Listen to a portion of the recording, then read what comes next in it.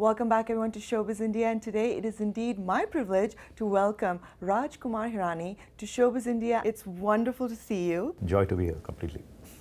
So I'd like to rewind back and I go back to maybe your earlier days. I believe you wanted to be an actor and then by destiny ended up being a director? No, who told you that? It's on Wikipedia. Wikipedia is not always right. Oh, unfortunately. No. Oh, no, No, I used to do a lot of plays when I was growing up in college. So when you're on theatre, you're also acting, directing, doing setups, doing makeup and doing everything. Maybe because of that, a lot of people thought I wanted to be an actor, and I did end up acting in some commercials while I was in Bombay. And right, I read that too. When I was in the Film Institute, I used to act in the films there. But I realized very early in life that I'm a terrible actor. So rather not step there. When was your calling as a director? When did you realize that was your calling? When I was growing up, it was like any kid growing up in that period. All of us either wanted to be an engineer or a doctor. Why we wanted to do that, why we wanted to be that, nobody knew. So, and growing up in a small town in Nagpur, I never thought that, okay, we'll go to Mumbai and make films. But I couldn't get into an engineering school. So the next best thing was to get into a commerce college. That's how the hierarchy worked then. If you can't become a doctor or an engineer, you either became a commerce student. If you couldn't get in there, you became an art student. Nobody thought why we were studying that. Everybody just followed blindly. Nobody really chose their professions. So I got into commerce school. There, the classes fortunately were just for 3 hours in the morning. So you had the whole day to yourself. And that's when I bumped into a bunch of people who were doing plays, and I started actively getting involved in. So we made a little group of people, and in a semi-professional way started doing lots of plays in Nagpur. That's when this whole thought came that why not actually get into films. And I had a very supportive father who in fact guided me and pushed me, said if you want to really go into it, then go to a film school, learn cinema, and then go to Bombay. So that's how I ended up at the Film Institute in Pune, studied there, and then in Bombay. Before you got to direct films, you were an editor. You also edited promos, right? Yeah. So when did you realize that you want to be a full-on director of a motion picture? Was that not daunting for you? I'm glad you asked this. It's very funny because I don't think anybody really chooses to be an editor. You know, sitting in Nagpur, I didn't even know what editing was. And most people still won't understand what editing is. So I wanted to be a director, and that's the reason I wanted to go to the film school. Now, we have very few film schools in India, till date. And that time, there were few seats. So there would be thousands of people applying for those 8 seats in direction and 8 seats in cinematography and editing. 4 courses: editing, direction, cinematography, and sound recording. So I applied for a course in direction and never got in. Then somebody told me, why don't you apply in editing? There are lesser people who apply that way. I said, I've asked him what is editing. And he said, you get into the institute, you know, then you'll figure out editing, figure out direction, everything. So that's how I got into editing, and I got selected the next year. How do you think editing has helped you as a director? When you watch a film, if you realize you're constantly being transported from one place to another. Because when you see a film, it might be a life story of a person. It might be 80 years of somebody's life, but you're watching that 2.5 hours. But it goes so seamlessly. You never feel the jumps. You never feel what happened. You know, somebody may say, okay, see you in Bombay. Next cut, you are in Bombay city. So the task of an editor is to make the film very seamless. The task of an editor is to make the film, to communicate whatever has been written on the page, to make sure that gets exactly translated like that, and probably take it a few notches higher than that. So an editor is actually a storyteller. He's the next writer. He's like, one kind of writing happens on the writing desk, second writing happens on the editing table. So if you're an editor, I think you're very well equipped to direct. Because finally it's about shots. Everything is a separate shot. So like, okay, this camera is taking 2 shots, that camera is taking this shot. Now how much to use from there, how much to use from here, when to use, not to use, how much to tell an audience, how much to hold back. So we all constantly building things. So that's why I said I would have never, sitting in Nagpur, understood what editing is. I was just thrown into an editing course. And then now I look back and say, hey, thank you. You know, Really because now when I go to my shoot, I'm actually seeing the film running in my head. I know, okay, this is the way it's going to play. Here I'm going to go close. Here I'm going to go the shot. So you completely see the film. So then you go and shoot that much. That's all you need. We were at IFA today and we saw the actors workshop. You saw Kevin Spacey speak. What was your opinion on that? I really enjoyed the masterclass. Not only was Kevin Spacey, he spoke what we wanted to hear. It was from an actor's perspective, so many things, and it gave an insight into mind of an actor, how he thinks, how he prepares, and what he goes through. We're also very happy with the kind of questions that were asked. So there are two things happening. One, you get to hear a great actor speak and get an insight into his mind. The other thing was also it kind of binds two different, it's like getting Hollywood, Bollywood together, binding of two different cultures. And because the questions they spoke were very sensible. So obviously, and it was, you say how many clappings were happening every time. So I'm sure it makes him happy to see, okay, his cinema reaches there. So we're kind of getting together in a way, so it's a good thing. So if you were to ask him a question, what would you ask him? I wanted to ask kind of got asked by people earlier, so there was nothing in specific. In depth, I don't think that's a platform to ask that, but if one gets to spend time separately with actors, what one would like to know, how they prepare. I've always been very keen to hear an actor, how do they, when they get a role, how do they break it down and how do they graft their role. So it's always nice to, because every actor prepares it very differently. So it's always nice to see what is their work method. How did you get your first big break? Let's talk about that. Yeah, as you just said, I came to Bombay, I started editing. I edited for a few years and I started making ad films. But all this was happening parallelly. Nobody goes to Bombay to really go and say, okay, I'm coming here to make ad films. So I wanted to make a film. The belief was that if you have the right thing to say, if you have the right content, if you have a right story to say, then it will get said. Otherwise, however hard you try and go and make friends with producers, with actors, it's not going to work. So the focus was in creating that story. And the first story is always the most difficult one to write, I feel, because you're looking for that perfect story and you want it to be right. So this is a story I had while I was growing up in Nagpur, my first film, Munawai MBBS, but not in this form. A lot of my friends became doctors, and so I used to go and spend time in the medical college with them in Nagpur. So I always would have this little diary, and any funny incident, I would kind of note it down. So I wrote a script about 3 medical students.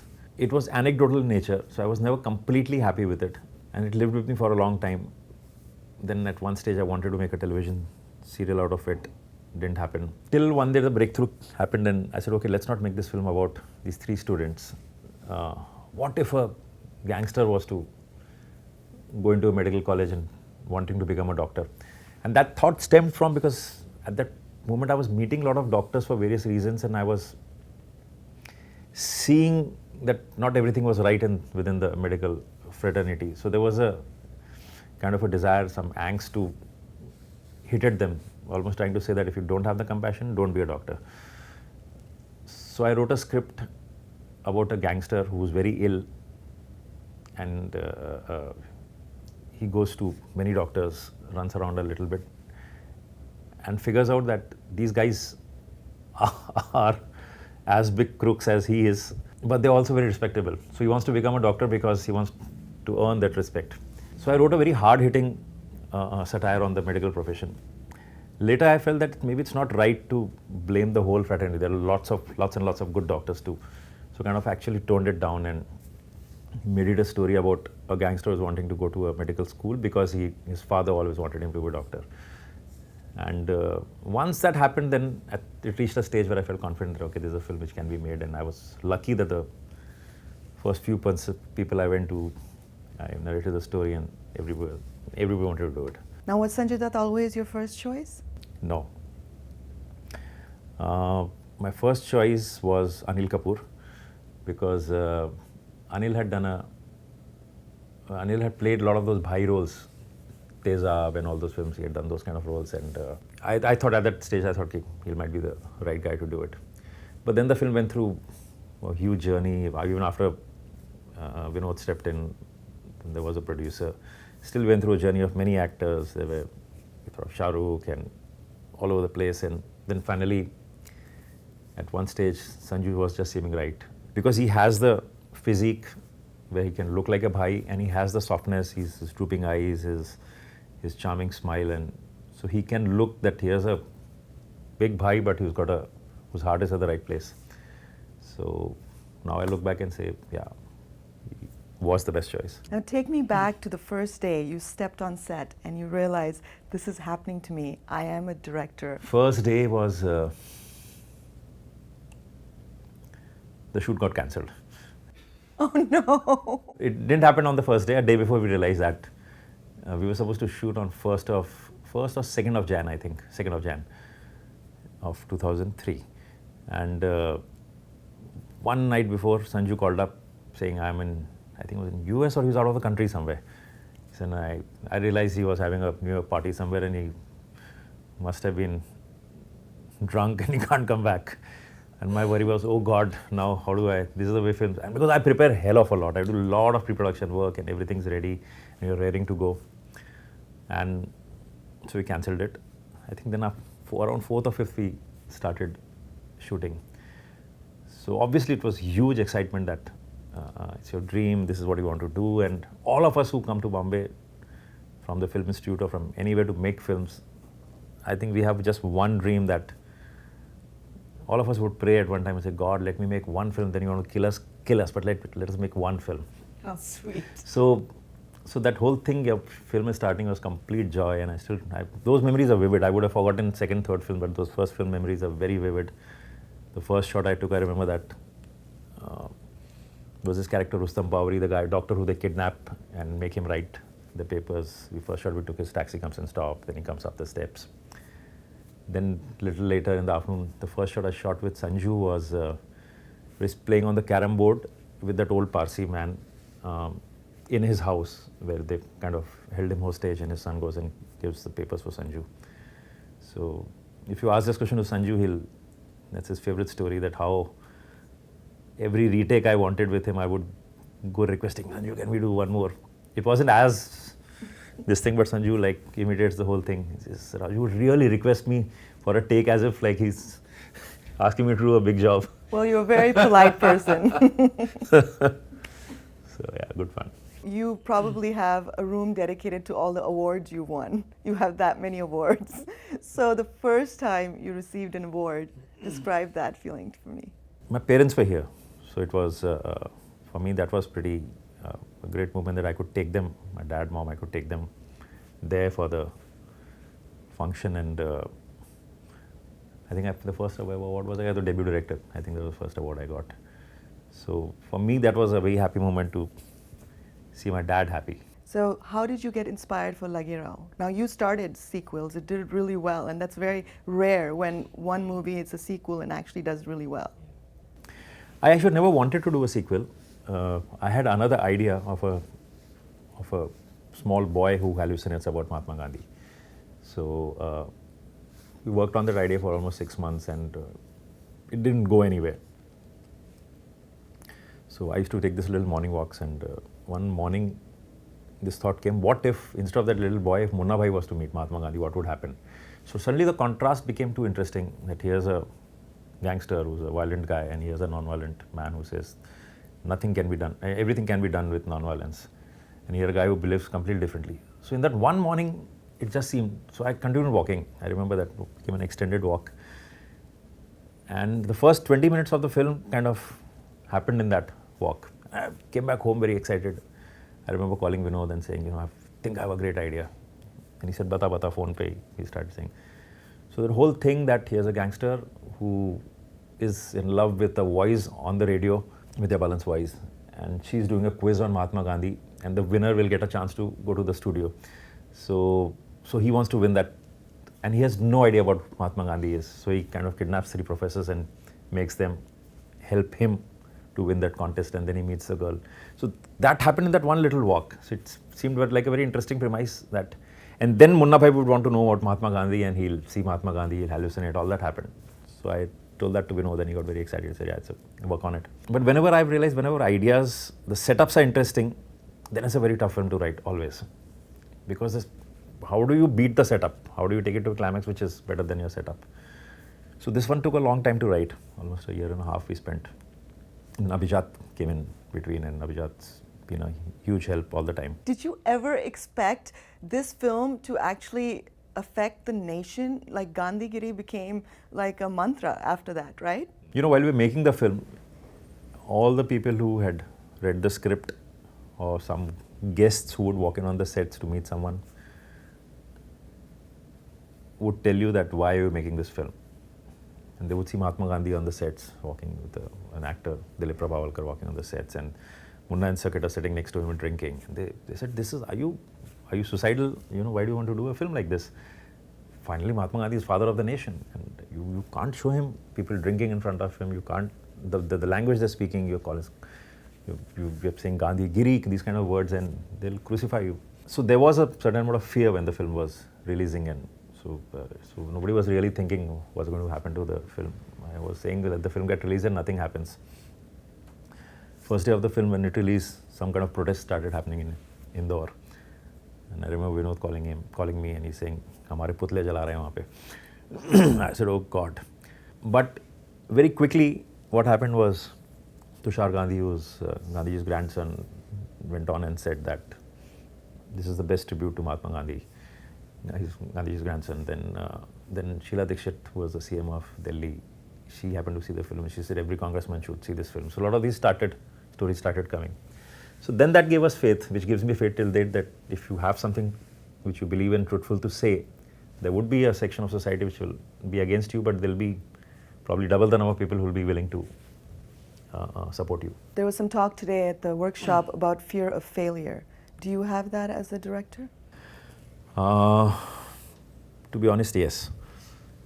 What happens is, because so many people you meet keep talking about your past films, and you see in their eyes expectations that they want to watch a film which is going to be, they say, "Oh, you can't make a bad film, so you'll make a great film." And then you look back and say, is that the reality? No, even I can make a bad film. It's not. I'm as human as this thing. So that puts immense pressure on you. Then you start questioning your own films, which happens to me every time. While I was making Lagero Munna Bhai, I thought Munna Bhai maybe was a better film. This was bad. When I was doing 3 Idiots, I thought that Lagero was so bad. 3 Idiots is a piece of. While I'm doing this, I'm feeling that film. So it's a whole mix of emotions you go through. What happens is that you write the film. You go through hundreds of drafts of that film writing, then you shoot the film, so it's like a 100-day shoot, then you're editing the film. So that material becomes dated for you. You don't laugh on the same jokes, you don't emotionally react to those things. So by the time the film ends, you need an objective viewpoint, you need somebody else to see it objectively and say, because by the time the film finishes, I want to throw out every scene, it's not working for me. It's happened to me. My only kind of support thing is that it's happened to me in the past. So yeah, but the fear of failure is always there. 3 Idiots. This was a film that shattered all box office records, not only in India, overseas as well. And you're one of the directors who has a unique distinction of enjoying both critical and commercial success. How did 3 Idiots come about? What inspired you for a script like 3 Idiots? See, most of the films have come from a desire to say something. And 3 Idiots initially happened because I was actually wanting to do a film on the Film Institute. Because we've lived there, I've lived there, and picking up stories from real life is always more exciting because I feel they're more funny, they're more poignant. So I've always wanted to do a film on the Film Institute. But at some level I was thinking, will it be a very niche film? Will people understand the jokes about cinema which are very, a unit would understand? So that was a question, that's why I was writing it. Then Mr. Bhagat gave me that book to read. And in that I saw a reflection of the kind of life I had lived in hostel. So it seemed proper to probably shift the story from a film institute to an engineering college because that's a little wider. A lot of people know what engineering colleges are like. So that became the trigger then, and then we finally ended up making that film. And how involved are you in casting of a film? Till Three Idiots, casting was a very, we used to, India didn't have this concept of casting directors. It's very recently we've had some good casting directors. So like this film I'm doing now, PK, I've had a casting director, Mukesh Chabra. He's very good, very bright. And because casting is extremely important. To get the right face for the right role is half your battle won. So till Three Idiots, we used to have an internal team of ADs who would hunt for people, and we've gone to huge depths to find the right cast. For Three Idiots, if I look back, every AD would beyond a point give up and say, no, I can't handle it anymore, because they'll go across the country, they'll go to theatre groups, they'll go to colleges, they'll go to, I'll give you an example. In Three Idiots, this guy who kills himself, who commits suicide, there's a very small role of his father, who gets this news that his son is dead and he's there at the funeral. It's a very small role, like 3 shots. So I was looking for an old man who's got a very warm face. I said, he'll come only for 2 shots, but he needs to have a very warm face, so you feel for him. That his son is dead, you feel for him. If you have a face which is, time has kind of corrupted it, then you won't feel for it. You need to see a father who looks so humble, so lovable, that you feel that his son is dead, and in 2 shots you need to. So we went across the city hunting for that old warm face. For 1 year we didn't. I kept on pushing the shoot, saying, "Nee, this face is not right, this face is not right." Everybody got tired. Then one day on the table there was a DVD lying of a Marathi film which was made in the 50s. And there was a photograph of a woman with a 7 or 8-year-old kid, very cute looking kid. And I was generally, I think, yelling at the ADs, why can't you find a face? क्या हो गया बॉम्बे शहर में लोग नहीं है क्या हो गया कुछ तो अच्छा warm face होगा और पड़ा था उन्होंने कहा ये देख ये I said hunt for this boy, he must be this age now, old man. If this warmth is जो बच्चे के चेहरे पे अभी मिल जाएगी, he might be good. So they actually went hunting for him, and we found that man. He does theatre. He's in Pune. He's an old man, and that's the guy who finally. What a fantastic story! So you're obviously a perfectionist. Kind of. Yes. What was it like? I know you've been asked this many times, but I have to do my job and ask this too. So what was it like working with a perfectionist like Aamir Khan? See, with Aamir, it's actually extremely easy to work with him, because he's a producer, he's directed a film, and he's an actor who understands the craft very well. So whenever, I still remember that Ogilvy line, that work with smart people. So it's very easy to work with somebody who understands everything. And this whole perception about Aamir, that he interferes and all, is completely rubbish. Till date, I've never seen him interfering in everything. He's got a sharp mind, analytical mind, so we talk about it, and don't we let anybody else talk. You speak to your cameraman, you speak to your sound recordist, you speak to your makeup man, you speak to your hairdresser, you speak to your costume people, you talk to all of them. You take, as a director, you take inputs from all of them. So if an actor is talking from his point of view, why not take that input from him? He's on time, he works on his roles, huge amount of dedication. So Three Idiots was probably for the easiest film for me to shoot, in the sense, all these actors, Maddie, Sharman, Baman, all of them were constantly there, available. We did a lot of rehearsals. So with Aamir, it's a huge joy to work with him. So you've obviously directed some fantastic films. I'm curious to know, which was perhaps one scene that you think was the most challenging for you to direct? If I go back to MBBS, Munnabai MBBS, there was a scene, if you remember that film, in the hospital, that one Parsi old man is admitted and who loves carom board. And these guys get the carom board in the hospital and set up a game, and they start playing. So finally he gets up and starts playing with them, and he drinks his glass of juice. So that scene was challenging to shoot, because that film we were shooting on a tight budget. I needed to shoot for at least 3 or 4 nights to finish that scene. And actors were not available to me at a stretch for nights, and nobody wanted to shoot nights. And So that scene I literally broke down into small shots. And I said, okay, I'm going to shoot one night with one actor. And we didn't have the budget to shoot for 4 nights. So what I used to do, shoot through the day, then evening few hours I would keep for 2 hours for that scene. So I shot it over 7 evenings, but 2 hours every day. So one day I would just take, say, the carom board shots. Next day I would shoot with one actor, all his shots. Third day with another actor. There was Jimmy Shergill also in that scene. There was Sanju, Arshad, that old man, Gracie, everybody. So one day I shot with everybody, and then kept only one night. I said, one night all of you all come to, then I'll take my master shots. So to be able to see that whole scene with separately, we had to plan it extensively. So let's talk about your current project, PK. Tell us a little bit about that. PK, first of all, it's called P.K. A lot of people say P-E-E-K. It's a name of a character, which is Amir's name in the film. The initials. Initials of a character, P.K. We've almost finished shooting. There's one little song remaining, which I'll go back and shoot now. And it releases December 19th. I don't know whether maybe it's too early to talk about the story. Okay. Yeah, so yeah, it's got, there's Amir, there's Anushka, there's Sanjay Dutt in the film, there's Sushant Singh Rajput, there's Baman, and there's Saurav Shukla, and all doing great roles. Well, thank you again, and we wish you so much continued success. Thank you so much.